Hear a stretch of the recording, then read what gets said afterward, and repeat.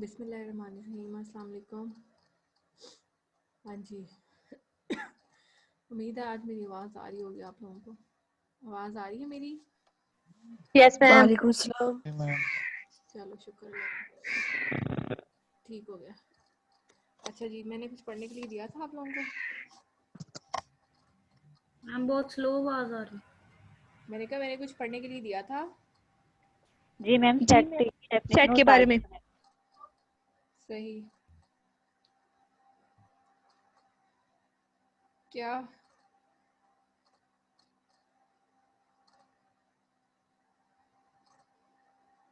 क्या पढ़ने के लिए दिया था जी? मैम सेट के बारे में। बस जनरल चीज़ें। Yes ma'am. Yes ma'am. ठीक।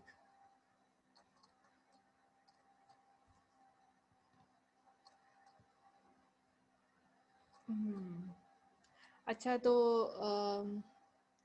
डिसजॉइंट सेट्स के बारे में कौन बताएगा?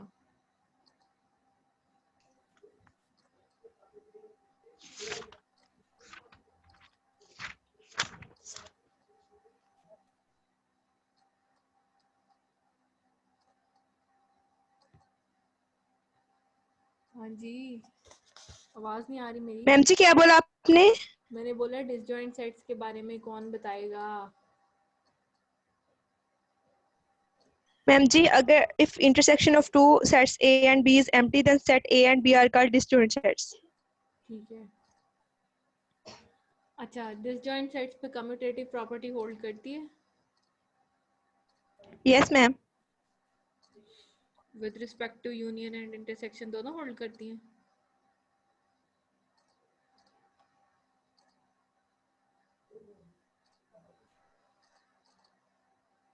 मैम इंटरसेक्शन तो एम्प्टी आ जाएगा सेट। Yes ma'am. सही। And what about associativity of overlapping sets? Associative property with respect to intersection and union overlapping sets पे होल्ड करती है, या जिसे आप हाँ एसोसिएटिव, सॉरी, जल्दी जल्दी आंसर करो।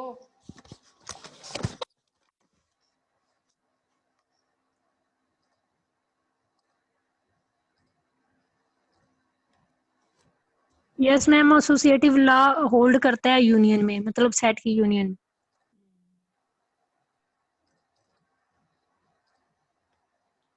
आज मुझे बड़े कोई नए लोग नजर आ रहे हैं। ये तजल्ला, ये पता नहीं अस्मा लतीफ़, ये आ जाएं क्लास में। मोहम्मद हसनैन मोहिउद्दीन।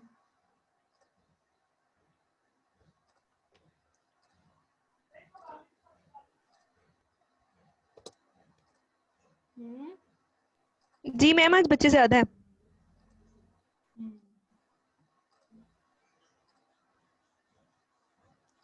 चलो एक दफ़ा ज़रा ग्रुप में मैसेज कर दो। मैं 3:15 पे जो है वो अटेंडेंस लूँगी, तो उससे पहले पहले आ जाएं सारे। Okay ma'am.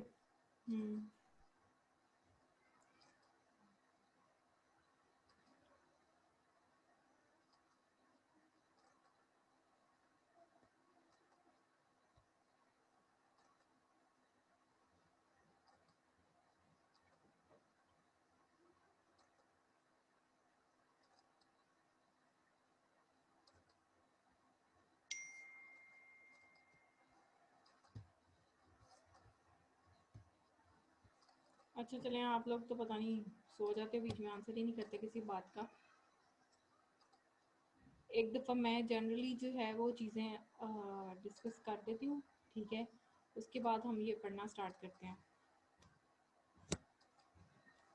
बस आप लोग अभी खामोशी से सुनना। जिसको कोई क्वेश्चन हो वो हैंड रेज कर दे, फिर इसको मैं अनम्यूट कर दूँगी और फिर हम डिस्कस कर लेंगे जो भी आपके क्वेश्चन हुए। ओके, सेट के बारे में हम लोग जो है वो तो छोटी क्लासेस से पढ़ते आ रहे हैं। सेट की डेफिनेशन बेसिकली क्या है? Collection of well defined and distinct objects. और इस चीज़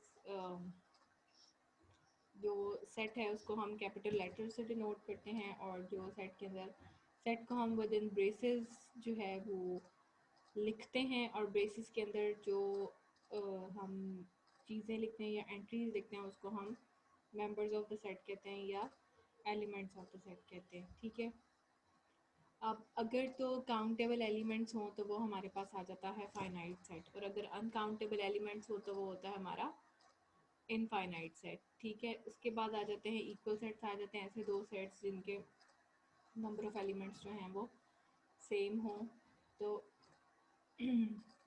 वो क्या होते हैं हमारे पास इक्वल सेट्स होते हैं। इस तरह और भी काफ़ी टाइप्स हैं सेट्स की। नल सेट है जिसमें कोई एलिमेंट ना हो, और इसके अलावा जो प्रॉपर्टीज़ हैं वो कम्यूटेटिव प्रॉपर्टी, एसोसिएटिव प्रॉपर्टी और डिस्ट्रीब्यूटिव प्रॉपर्टी जो है, ये डिफरेंट प्रॉपर्टीज़ हैं सेट्स के ऊपर।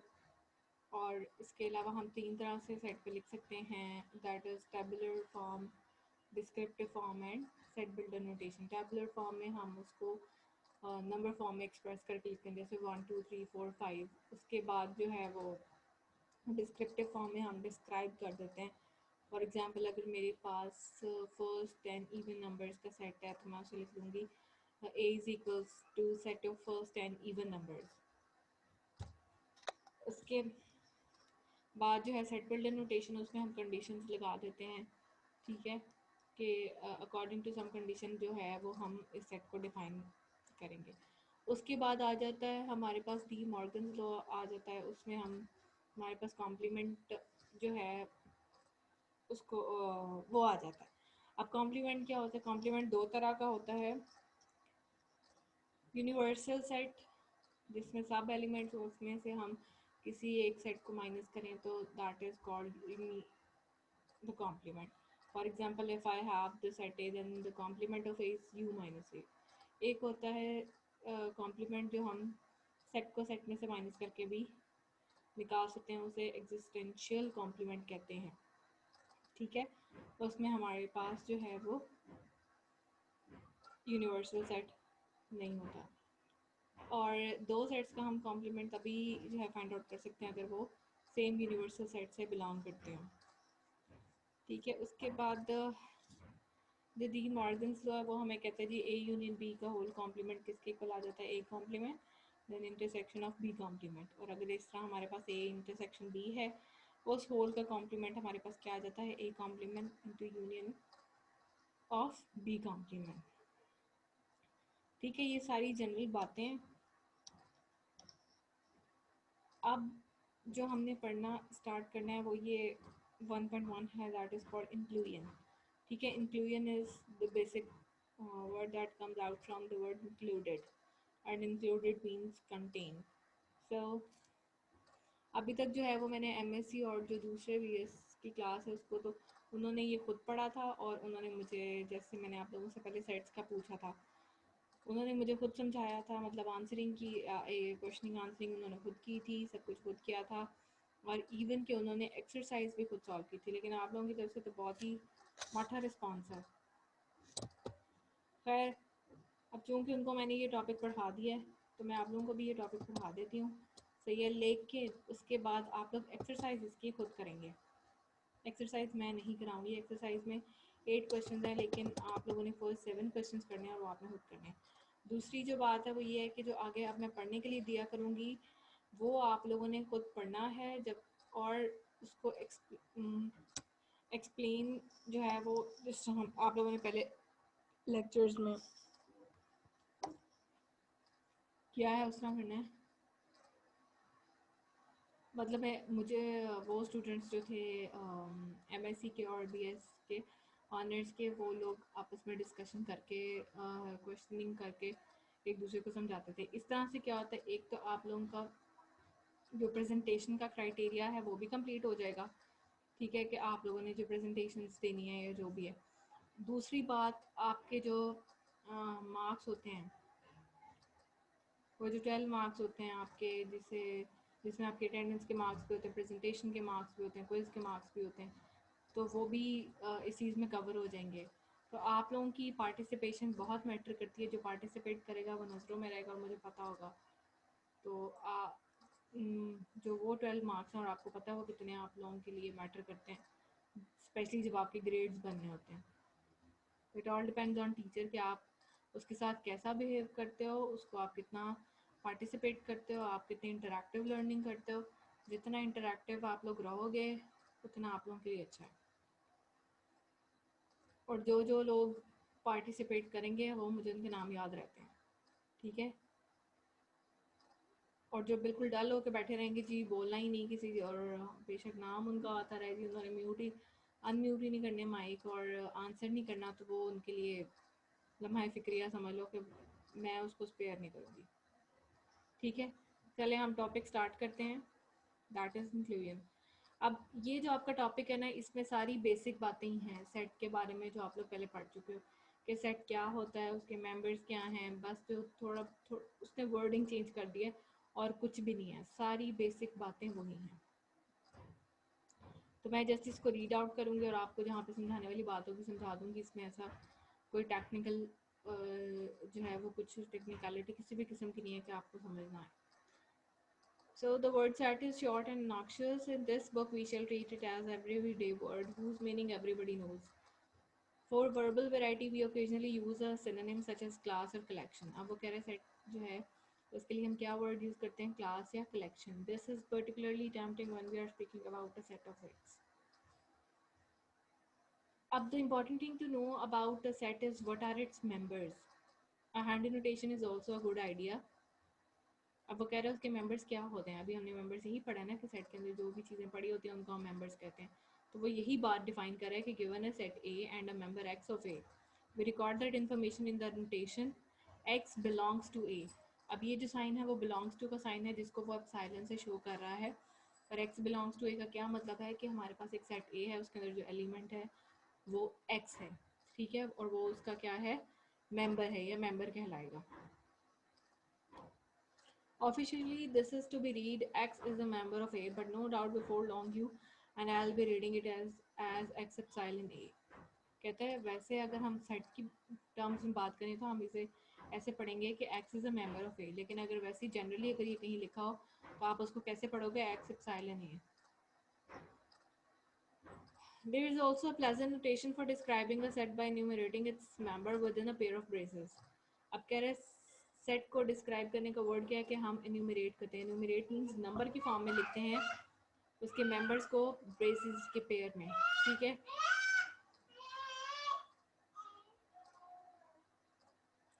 अब वो कह रहे हैं here are some, sorry for the disturbance, पीछे जो है वो मेरे बेटा चीखे मार रहा है क्योंकि मैंने कमरा बंद किया हुआ है और उसको पता है कि मैं इधर बैठी हुई हूँ। So here are some numerical examples. अब वो कह रहे हैं कुछ numerical examples आपको दी गई हैं, that is 1 2 3 4 5 है, -101 है, 1 4 9 16, फिर fractions हैं। अब वो enumerate means number। अब देखो इधर सिर्फ फ़र्क क्या है कि tabular form को उसने numerical कह दिया, सिर्फ numerical examples हैं ये, ठीक है। और इसी तरह ही जो descriptive form है उसको वो क्या कह देगा, non numerical examples। तो अभी दो नए वर्ड्स क्या सीखे हमने जी, एक numerical examples और एक non numerical examples. Numerical examples में हमारे पास सेट आ जाता है वो वाला जो टेबुलर फॉर्म में लिखा होता है, नंबर्स की फॉर्म में लिखा होता है, डिजिट्स की फॉर्म में लिखा होता है, ठीक है। लेकिन नॉन न्यूमेरिकल मीन्स डिस्क्राइब किया होता है।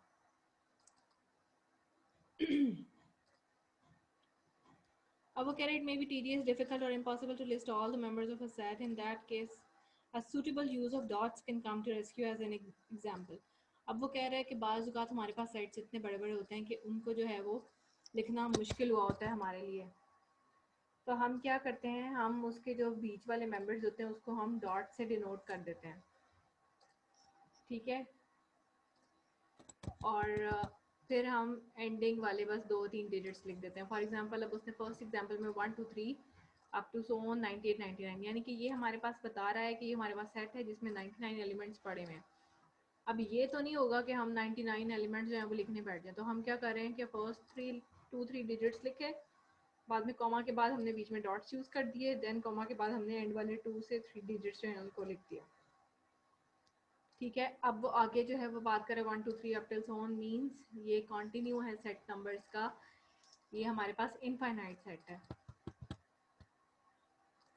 In the latter example the dots replace an infinite number of elements. अब वही बात कर रहा है कि ये हमारे पास चूँकि इनफाइनाइट नंबर ऑफ एलिमेंट्स है इसमें, तो डॉट्स ने उसको रिप्लेस कर दिया। And the set within the braces is meant to be the set of all positive integers.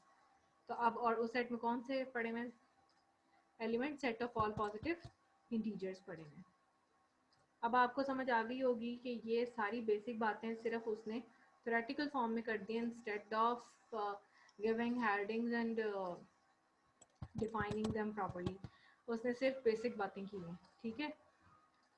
एक इम्पॉर्टेंट बात, पेपर में अगर आपको कोई क्वेश्चंस आते हैं तो that would be in the numerical form. मतलब मैं मैथमेटिकल रिप्रेजेंटेशन को ज़्यादा प्रेफर करती हूँ as compared to theoretical form. तो ये नहीं है कि अगर पेपर में ये वाला टॉपिक जैसे कुछ आता है तो आप लोग कहानियाँ लिखने बैठ जाओ, आप लोग थ्योरी लिखने बैठ जाओ, नहीं, बिल्कुल भी नहीं, ठीक है। अव्वल तो मैंने ये पूछा ही नहीं होगा कि describe inclusion and what is included in that topic, और इस तरह का कुछ भी नहीं पूछा होगा ऑब्वियसली।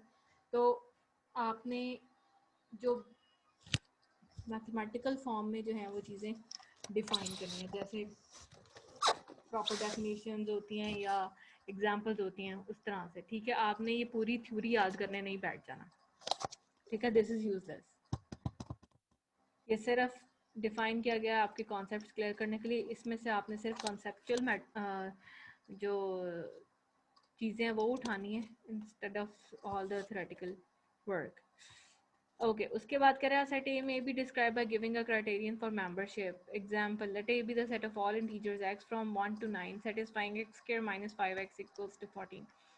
अब कहता है हो सकता है आपको कोई क्राइटेरिया दिया हो जी कि इसके सेट को डिफाइन करने का। फॉर एग्जांपल अब वो क्या कह रहा है कि आपके पास ऐसा सेट है ऑफ इंटीजर्स फ्रॉम 1 to 9 जो कि इस इक्वेशन को सेटिस्फाई कर रहा है। अब इक्वेशन आपके पास उसने क्या दिया हुआ है, x square minus 5x equal to 14। यानी कि हमारे पास क्या किन एलिमेंट्स का सेट आएगा जो इस इक्वेशन को सेटिस्फाई कर रहे होंगे, ठीक है। यानी कि 1 to 9 आप इसमें वैल्यूज पुट करते जाएंगे, ठीक है, जो इस इक्वेशन को सेटिस्फाई करेंगे। तो आंसर में क्या होगा, वो वाला सेट आप उन नंबर्स का बन जाएगा जो इस इक्वेशन को satisfy कर रहे होंगे। The set A can be more closely identified by testing each of the numbers from 1 to 9 in turn। अब क्या कह रहे हैं आप, ये सेट कैसे निकालेंगे? आप 1 से लेकर 9 तक जो है हर नंबर को टेस्ट करेंगे और जो सेटिस्फाई कर रहा होगा वो ही उस सेट में आएगा, और जो उसको सेटिस्फाई नहीं कर रहा होगा वो नहीं आएगा। It would be more efficient to solve the equation and then keep only those solutions which are integers from 1 to 9। वही बात जो मैंने आपको ऑलरेडी बता दी है कि जो 1 to 9 के दरमियान जो सोल्यूशन होगा वो वाले मेंबर्स आएंगे, अदरवाइज नहीं आएंगे। We admit the possibility that a set may have no members at all। अब आगे ये एम्प्टी सेट को डिस्कस कर रहा है कि ऐसे भी हो सकता है कि किसी सेट में कोई मेंबर ना पड़ा हो। This memberless set is appropriately called the empty set, ठीक है। अब वो क्या कह रहे हैं, कोई मेंबर नहीं है मींस मेंबरलेस सेट है, और उसको हमने क्या नाम दिया है, एम्प्टी सेट, या हम उसको नल सेट भी कहते हैं, और उसको हम किससे डिनोट करते हैं, फाई से डिनोट करते हैं। ये साइन उसके लिए यूज होता है, this sign. A popular alternate name is the null set।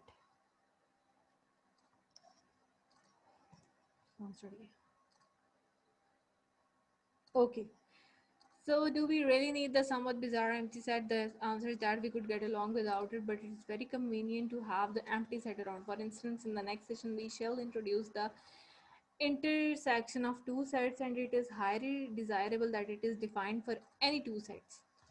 अब वो कह रहे जी बात क्या इस चीज़ पे बहस होती है जी, एम्प्टी सेट अगर उसमें कोई मेंबर ही नहीं है तो फिर वो सेट क्या हुआ। तो ये एक जैसे हमारे पास यूनिवर्सल ट्रूथ्स होते हैं ना कि earth is spinning round the sun, तो हम इस चीज़ को मानते हैं। तो इसी तरह का ये है कि इस पर बहस नहीं होती, लेकिन हमें कुछ फैक्ट्स होते हैं जिनको मानना ही पड़ता है, उनको हम यूनिवर्सल ट्रूथ्स कहते हैं। उसके बाद क्या कह रहा है कि हम इंटरसेक्शन ऑफ टू सेट्स को आगे वो डिफाइन कर रहा है, ठीक है। अब intersection of two sets means जो दो सेट्स में कॉमन एलिमेंट्स हैं, ठीक है। और अगर कोई किसी सेट में कॉमन एलिमेंट ना हो तो ऐसे सेट्स को हम क्या कहते हैं, डिसजॉइंट सेट्स कहते हैं। यानी कि उनमें आपस में कोई लिंक नहीं है, उनके कोई मेंबर्स आपस में मैच नहीं करते, उनका इंटरसेक्शन एक एम्प्टी सेट है, और ऐसे सेट्स को हम डिसजॉइंट कहते हैं, यानी कि उनके कोई भी एलिमेंट जो हैं वो कॉमन नहीं है। We need to be able to say that the intersection is phi। The number 0 plays a somewhat similar role relative to the positive integers. For centuries, अब वो यही बात कर रहा है कि जो ज़ीरो है उसको हम एज अ पॉजिटिव इंटीजर ही कंसीडर करते हैं। ये भी मतलब कि सदियों से इस पर डिस्कशन चलती आ रही है, ब्ला ब्ला, ये फजूल बात लिखी हुई है।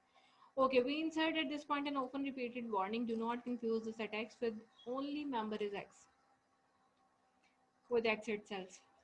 ये भी ऐसे ही लिखा हुआ है।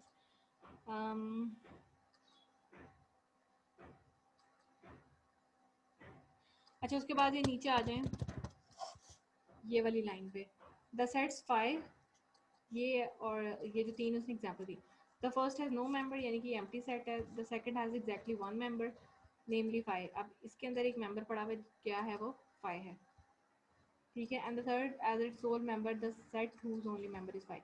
अब इस सेट के अंदर एक सेट पड़ा हुआ है जिसका मेंबर क्या है, 5 है, ठीक है।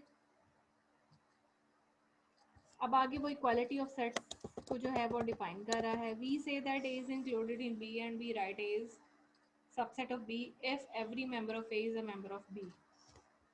अभी इंक्लूजन से निकला इंक्लूडेड, ठीक है। A is included in B इसको पढ़ सकते हैं, या A is a subset of B पढ़ सकते हैं, या ए कंटेन्स बी पढ़ सकते हैं, ठीक है। अगर हर मेंबर जो है ए सेट का बी सेट का भी मेंबर हो तो इसका मतलब क्या है, A is a subset of B और A is included in B और A contains B. Equally popular is the terminology is contained in B, ठीक है, कि ए के जितने एलिमेंट्स हैं वो बी में ही पड़े हैं, so A is contained in B. Equality of A and B is allowed, some authors emphasise this by using the notation. कहते हैं इक्वालिटी जो है वो अलाउ है, यानी कि ऐसे भी हो सकता है कि अगर ए सेट में 1 2 3 4 5 पड़ा हुआ और बी में भी 1 2 3 4 5 ही पड़ा हुआ है, तो दोनों सेट्स क्या होंगे, इक्वल होंगे। क्यों? क्योंकि जो एलिमेंट्स ए में हैं वो बी में भी पड़े हुए हैं और जो बी में हैं वो ए में ही पड़े हुए हैं, ठीक है। यानी कि ए बी को कंटेन कर रहा है और बी ए को कंटेन कर रहा है, इसका मतलब दोनों सेट्स क्या हैं, इक्वल सेट्स हैं। और उसके लिए डिफरेंट नोटेशंस जो हैं वो यूज़ करते हैं साइंटिस्ट। अच्छा जी, on the infrequent equations, when we must carefully note that equality is excluded, we shall either put it verbally.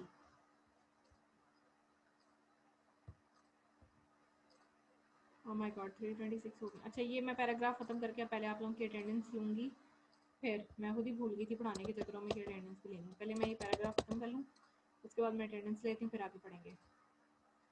अब कह रहे हैं कि हम इक्वालिटी को एक्सक्लूड भी कर सकते हैं, यानी कि हम इस तरह A is properly included in B, और या ये नोटेशन जो है इस तरह से यूज़ कर सकते हैं। ओके, जिसका मैं नाम बोलूँगी उसने हैंड रेज करना है, ठीक है। Let me open my portal.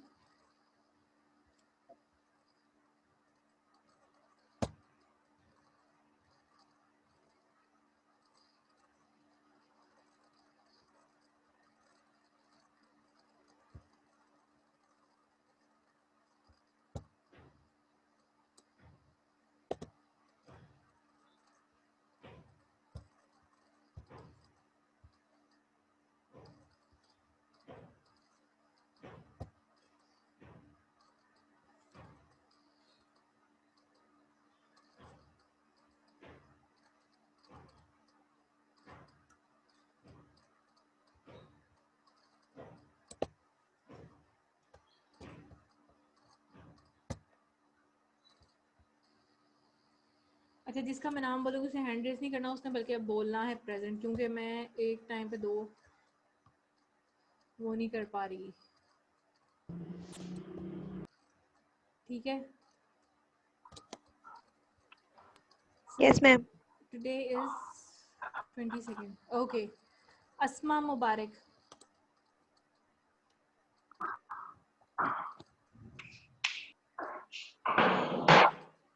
Is she here?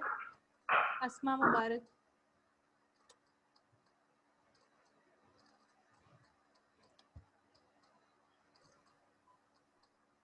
Mohammad Jasir Ali, Yes, ma'am.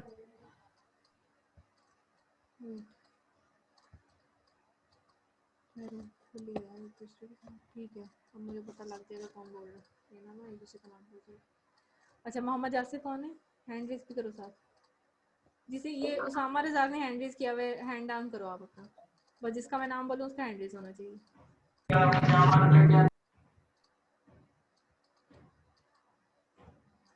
Okay, Mohammad Yusuf,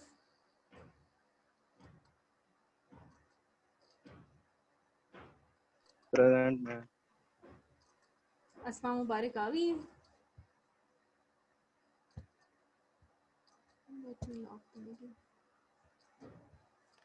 मैंने लॉक कर दिया, अब कोई भी नहीं आ सकता मीटिंग। अच्छा जी, अस्मा मुबारक आ गई है। अच्छा जी,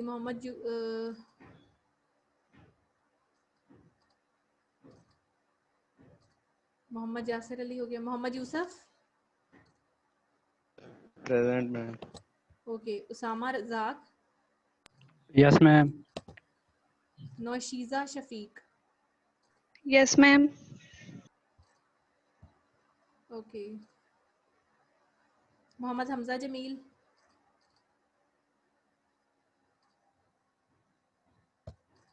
ओके। गुलाम अब्बास,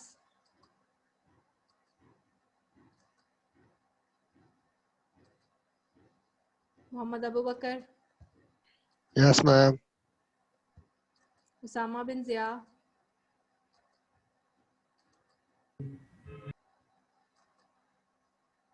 उसामा बिन ज़िया, मैम जी वो क्लास में नहीं है। अच्छा। अली रज़ा,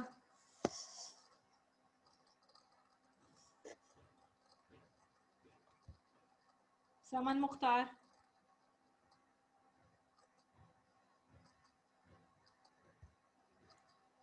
आमना रहमान,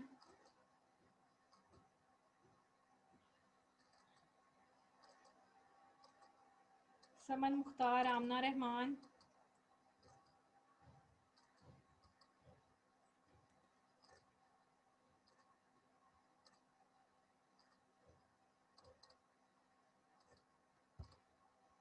ज़करिया,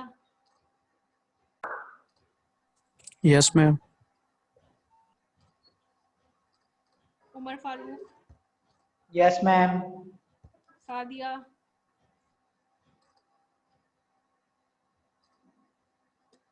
शहरियार, फाइजा मुगल, Yes, ma'am. मोहम्मद बिलाल,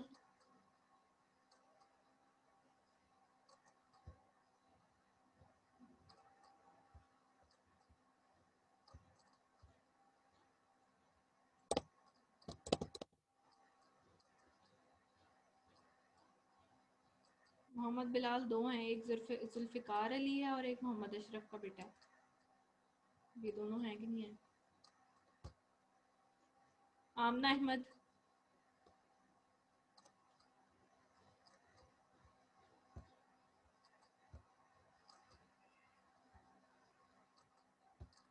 सागर अब्बास, अरसलान मलिक, सद्दाम हुसैन, मरियम तालिब, Yes, ma'am. तजल्ला,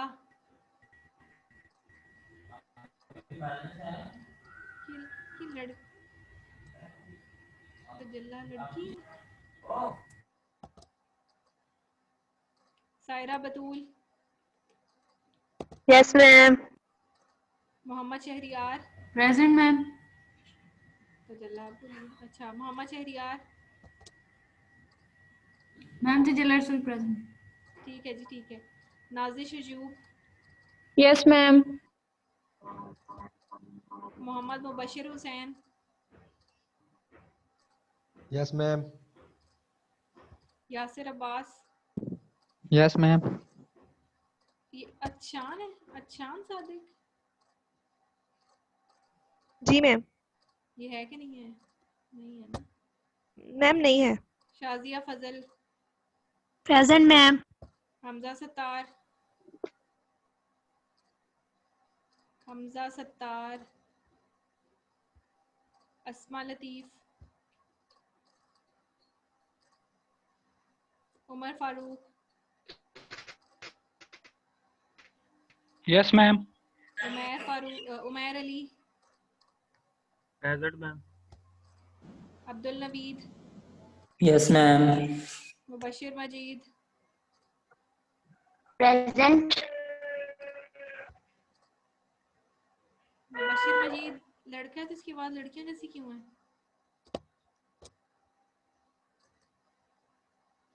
दोबारा बोलो मुबशिर।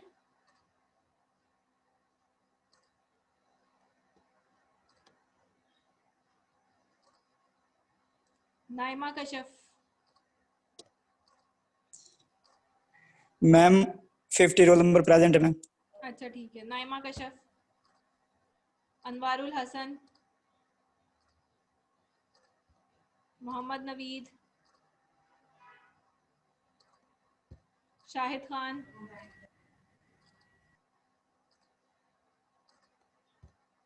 इकरा रफीक, मोहम्मद उस्मान, शान हैदर, जहीर अब्बास, रिमशा कमल। Present ma'am. अब जिनकी एब्सेंट लगे ना उन्हें लग समझ जानी है। अब देखना ना हाँ आए कोई कल से क्लास में। मोहम्मद अब्दाल बिन इकबाल,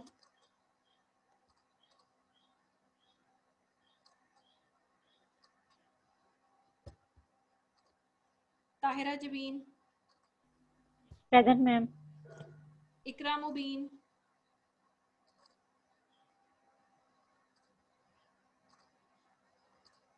समन Tariq,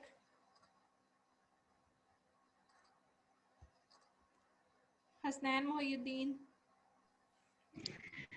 present ma'am. Bilal Rafiq, Present, ma'am. Anika Mehrab, present ma'am. Sidra Rashid sorry, Present, ma'am. Awais Rafiq,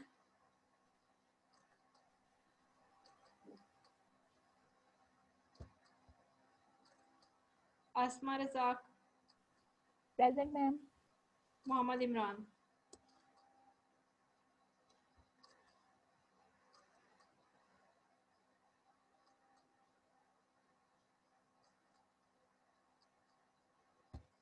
अच्छा जी, अब मैं बताऊँ मोहम्मद इमरान भी नहीं है क्लास में, अवैस रफीक भी नहीं है, समन तारिक भी नहीं है, इकरा मुबीन भी नहीं है, मोहम्मद अब्दाल भी नहीं है, जहीर अब्बास, शान हैदर, उस्मान, इकरा रफ़ीक, शाहिद खान, नवीद, अनवारुल हसन,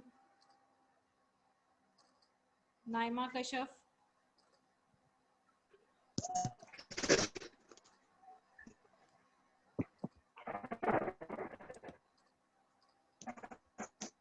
इनकी लग जानी है एब्सेंट, और सद्दाम, अरसलान, सागर। मैम जी। जी मैम जी अस्मा लतीफ़ है, उन्होंने माइक ऑन किया है लेकिन शायद आवाज़ नहीं आ रही। अस्मा लतीफ़ की लगी हुई है। जी मैम। रोल नंबर क्या है दोबारा बोलना।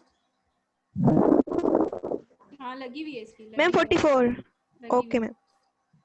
शहरियार जावेद, सादिया परवीन, ये जिनके मैं नाम बोल रही हूँ ना ये नहीं है इधर।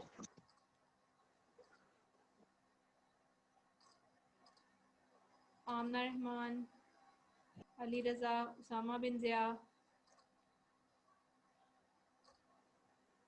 गुलाम अब्बास, ये लोग नहीं हैं। और अब मैं सबमिट करने लगी हूँ, आपको पता है एक दफ़ा अगर सबमिट हो जाए तो हम टीचर उसमें एडिट नहीं कर सकता। मैम जी मैम क्वेश्चन था एक। जी जी। मैम अगर हमारे पास कोई भी सेट दिया हुआ तो हम किस तरह फाइंड करेंगे? कोई एग्जांपल बता दें में कि इंक्लूजन कितनी उस पर फाइंड हो सकती है या किस तरह हो सकती है? ठहरो मुझे ये तो करने दो, आगे हम पढ़ लें, आगे डिफाइन होना है सब कुछ जो हम पढ़ रहे हैं टॉपिक। पहले मुझे मैम अटेंडेंस का एग्जांपल रोला नहीं तो कोई। बताने दो, सब कुछ मैम बताऊंगी टाइम मैं, नहीं ऐसे है। तो नहीं चली जाऊंगी। मैम जी मैम इंटरनेट इश्यूज होते हैं तो कभी कभी क्लास दरमियान में डिस्कनेक्ट हो जाती है, तो अटेंडेंस भी CRGR के थ्रू दे सकते हैं।